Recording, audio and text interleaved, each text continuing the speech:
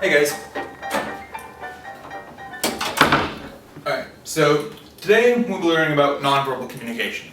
Nonverbal communication is really all the things you don't say. It's the gestures that you make, the clothes that you wear, how you say things. It can also be things you use, like, a pen, for example.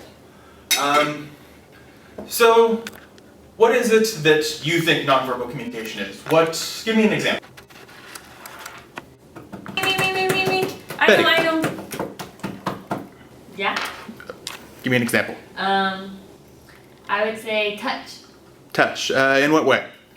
Like someone close to you, like a family member might be like really close. They'll like hold your hand or something like that. But a stranger probably wouldn't hold your hand.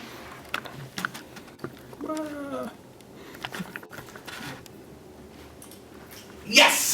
Great job, Betty. Yes, thank you.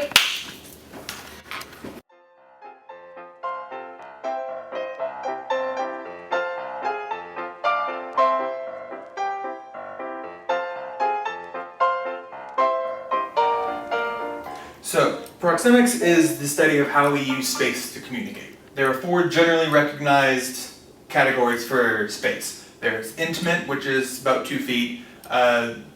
Social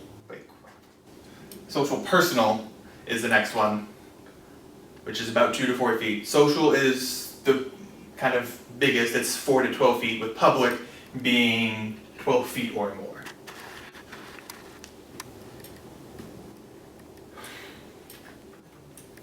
Intimate space is the closest level of space between two people. Like I said, it's only about 2 feet between them. So if you're within this space, you should be feeling really comfortable with them. If a stranger comes up to you in this space, you're probably going to be a little ticked, maybe a little uncomfortable. Some examples of it would be, hugging or standing next to them, maybe holding their hand.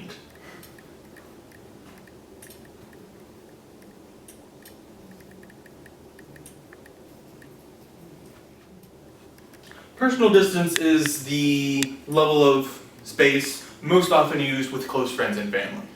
There's a little more space than intimate, but it's still close enough that touching may be involved.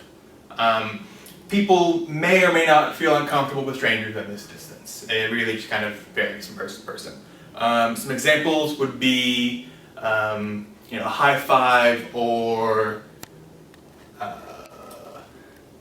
just talking with someone across the table.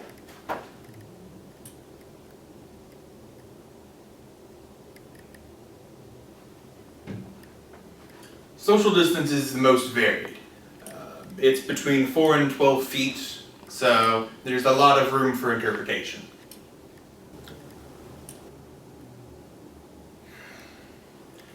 Social space typically doesn't involve touching. A good example of this would be right now. The distance I have from you is what we would call a social distance, where you can still connect with me, but you have your own personal space between the two of us. Some examples would be like talking with your friends at the park, or maybe talking with them in a movie theater.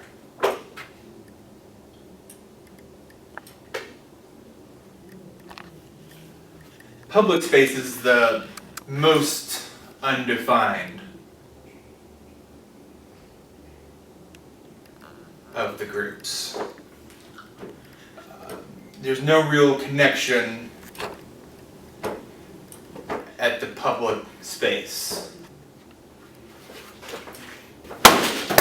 Oh my god. Still with us, Mr. Alvarez? Yes? Give me your phone. No, it's my phone. Give me your phone.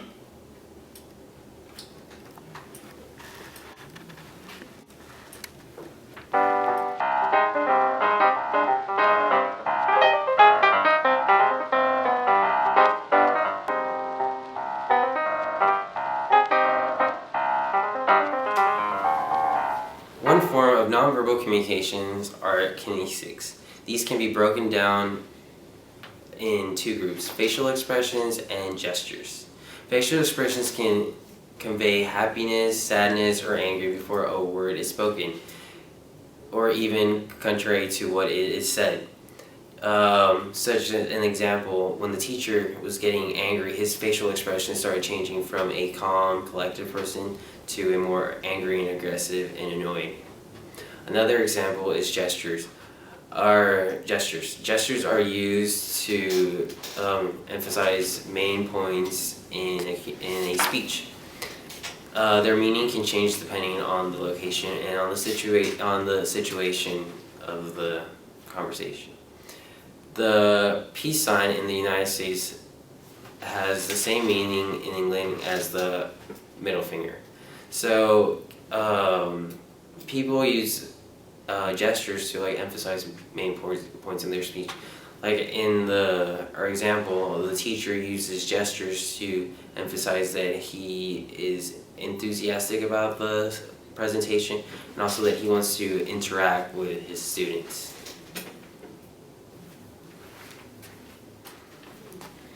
Proxemics also falls under nonverbal communication. Proxemics pretty much is the use of physical space and communication. How we react to each other in these spaces changes depending on our culture.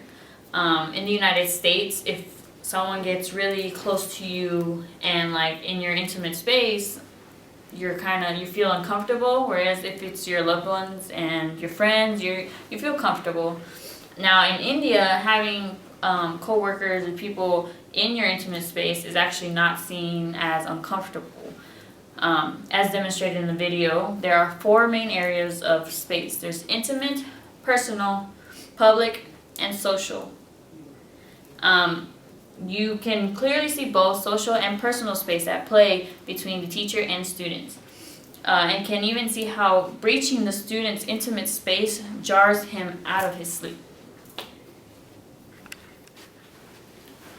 Paralinguistics is not so much what we say as how we say it. Our tone, our pitch, and how fast or slow we talk can completely change the meaning of what we're saying. For example, saying, "I believe you," sounds sincere and can help soothe tensions between two people, whereas "I believe you" is sarcastic and will likely make someone angry.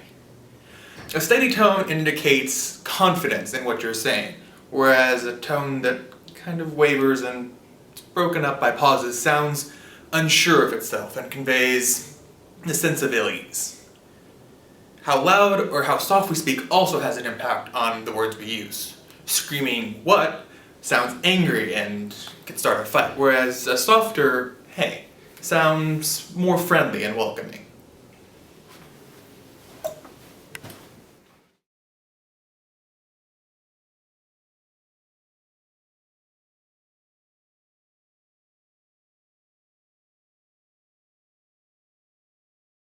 Work it, make it, do it, makes us harder, better, faster, stronger. So, I'm posting somebody up right now, and then this is going to be the nonverbal communication part of the move.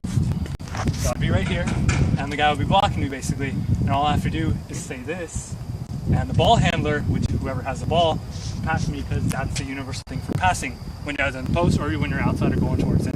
So let's see how that works. Go. So this is basically a pick.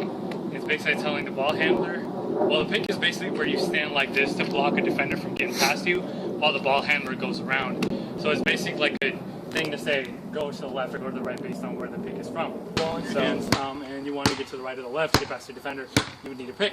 So the person would come up with a pick on the left or the right. This side is going to be on the right. So bro, it would be like this. And the ball handler would try to go to the right.